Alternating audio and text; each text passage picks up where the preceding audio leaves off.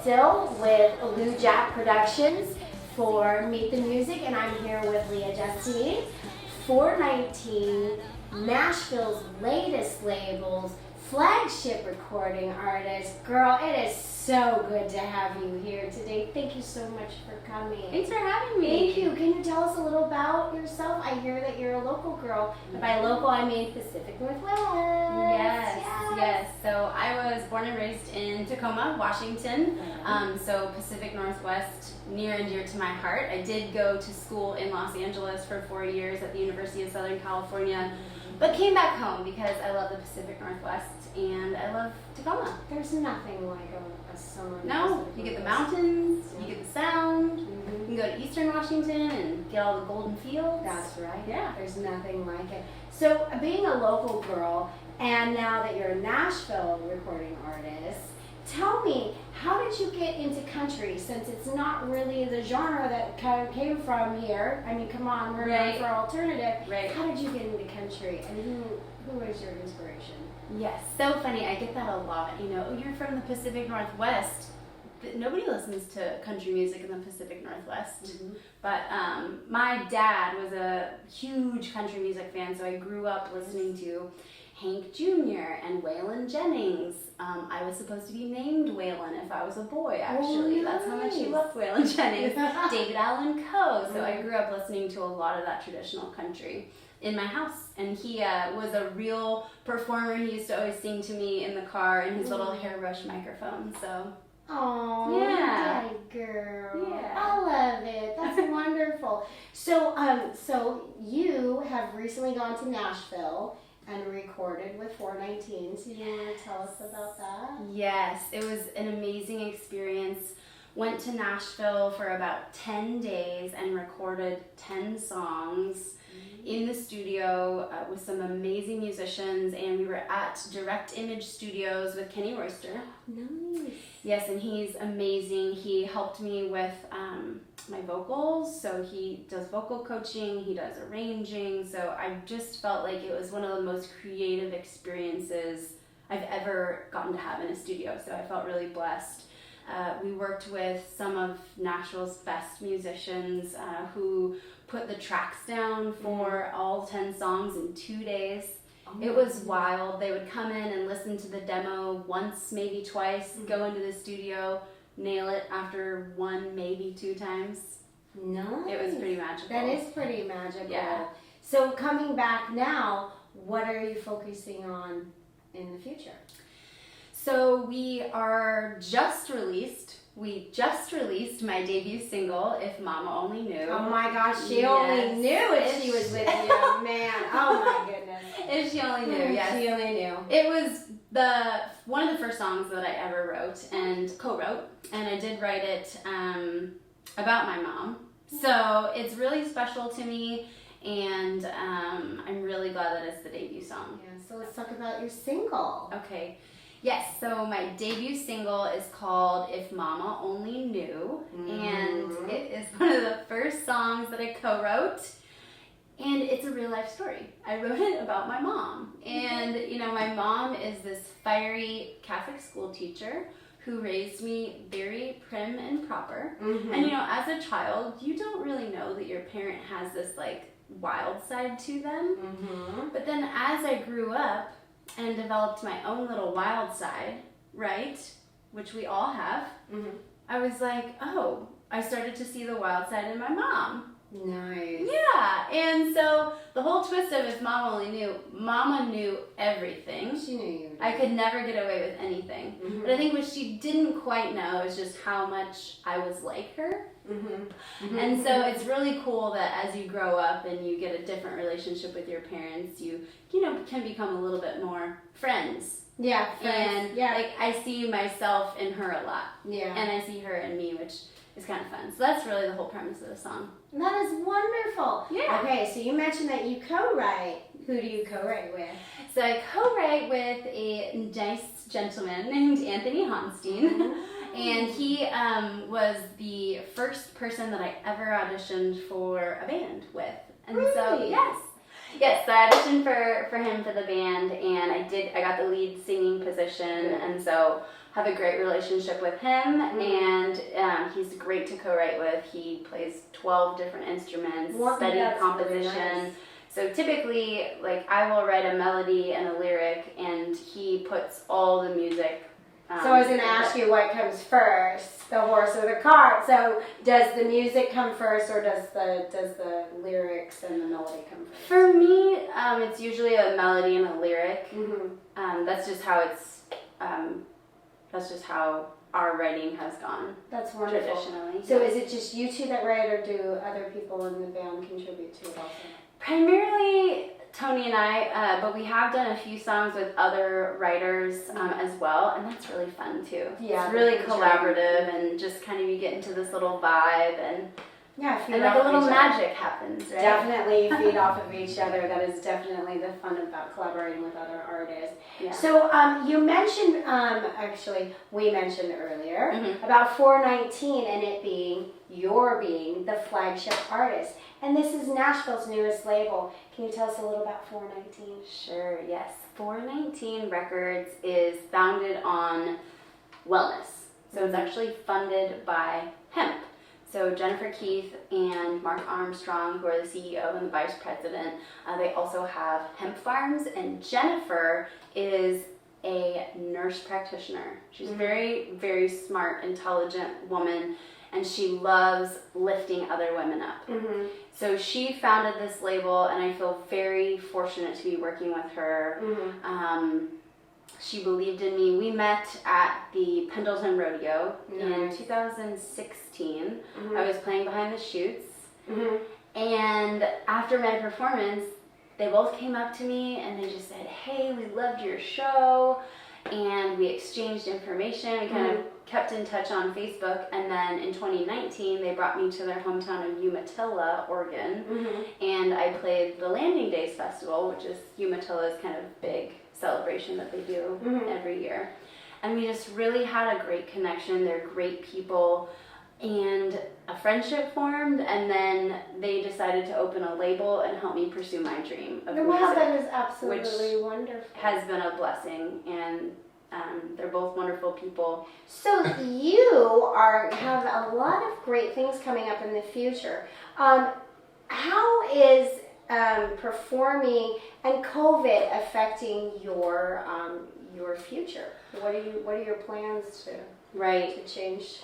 Well, it has certainly been trying times for everybody, and as artists, I think it's been particularly difficult because we love that kind of human interaction. And for me, music is very healing, and connecting with people is one of the reasons that I love performing so much. So that's been really difficult. But I think we have to adapt to life and to life circumstances. So I've got a few things coming up that are pretty exciting. 4th of July, I am playing a virtual concert at the Puyallup Fairgrounds, which is very exciting. Headlined by Limberlost and also Sammy Chaffee. Yes. So that's very exciting. Yes, very exciting. Now, is it going to be aired on a radio, or where can we catch this performance? I've heard it's going to be aired on the radio. I think that's what's happening. Good. Yeah. Yes, it's going to be aired on the radio, which is really exciting. So listeners can catch the performance as it's happening via the radio, via our radio partners. Oh, that's wonderful. Which is super cool. That is wonderful. Yeah. So, and then do you have anything else for the future as far as, going forward from here? What is social distancing, and how are you going to kind of, bring your message out to everybody? Right. So 419 Records is also putting together a whole concept of socially distant pop-up concerts. Pop-up concerts. Yes, I like that. Very cool. So I mentioned that Mark and Jen Keith is a nurse practitioner, so she's been super involved in the community.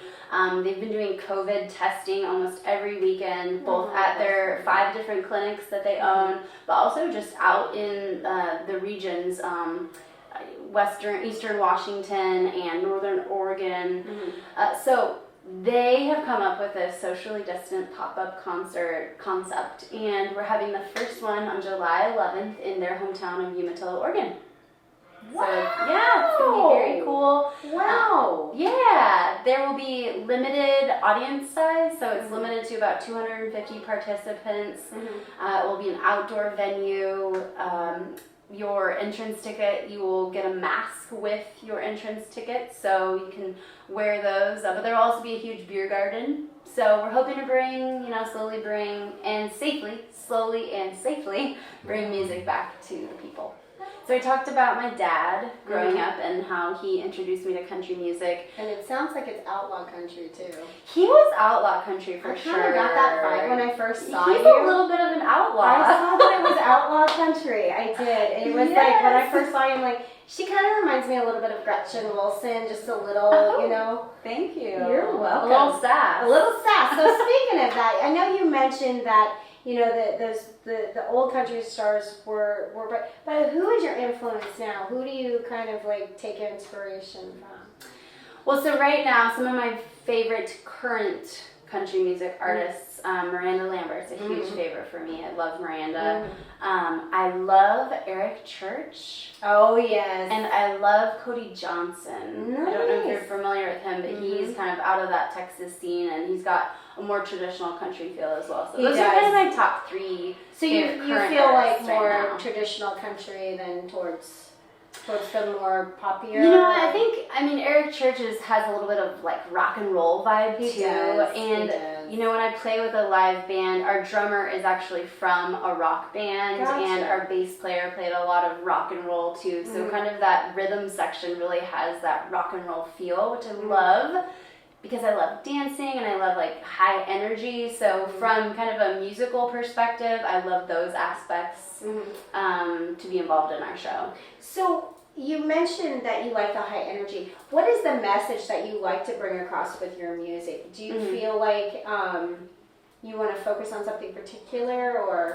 I want people to feel good when they leave my concert, because what I love about going to see live music is kind of being transported, having a great time, being able to kind of disconnect and just be in that moment. Yeah. So I want people to feel re-energized when they leave a concert of mine. Like they've had a good time, they feel happy, maybe they've cried a little, that's okay. Sometimes it's cathartic. So I just want people to like leave better than they came and feel happy and more energized. You're a vocalist. Yes. But do you play an instrument? I do not play an instrument. I actually just never had a desire to play an instrument. I took piano lessons in the 2nd grade for 2 weeks and was like, no. But I was always singing and I was always dancing around. And so my mom put me in vocal lessons when I was about 10 years old. And then I started dancing at about 9 or 10 years old as well. And then I got into musical theater, which I loved. So I did musical theater all through grade school, high school, college, and beyond college.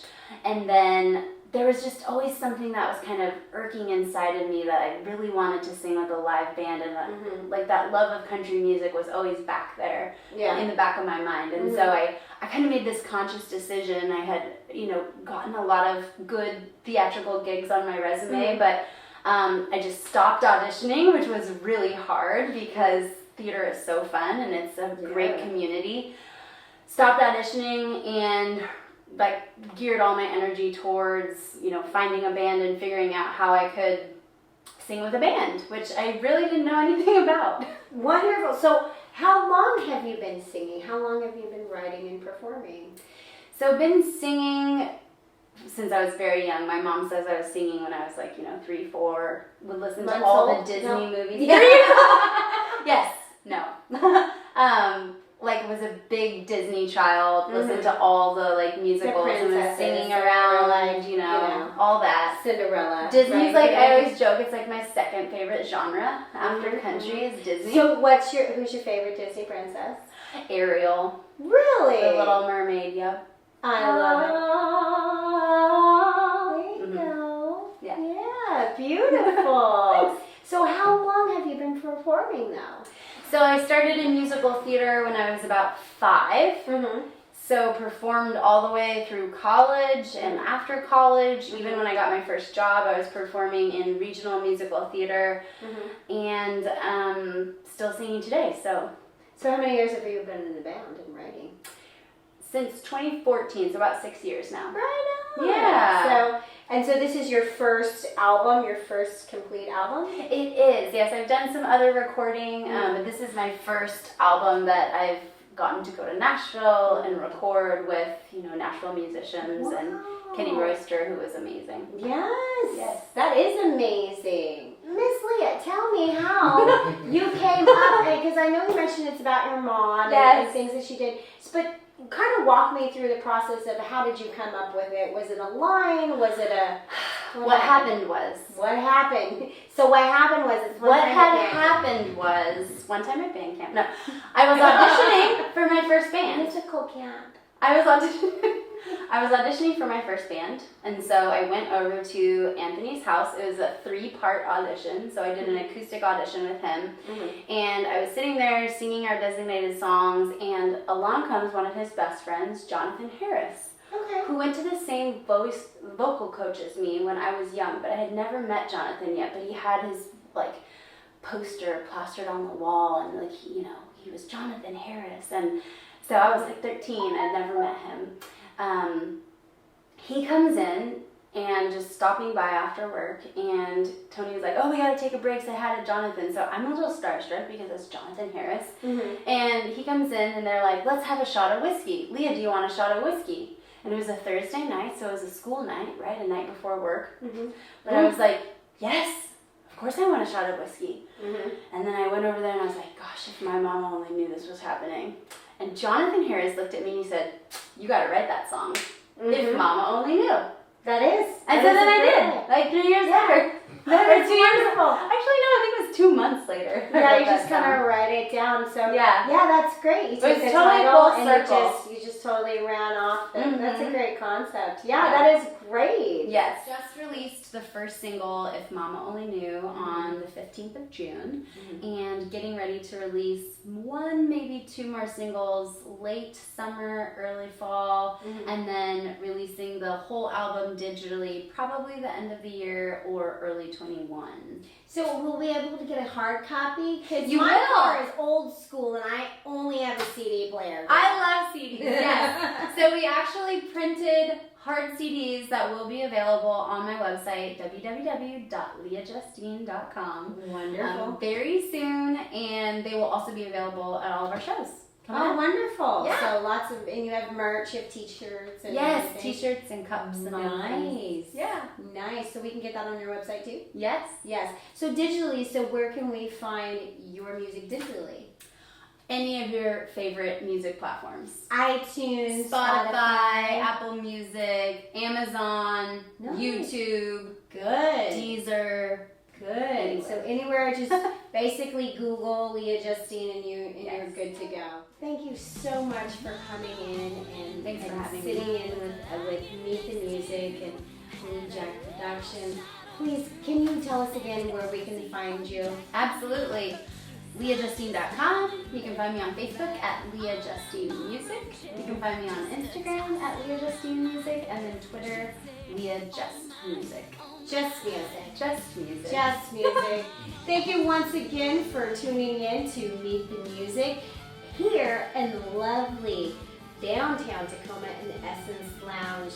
Thanks so much. We'll see you next time. Lady's got a little outside she brings out when the time feels just right across the room. I see those need you, baby blues. It's looking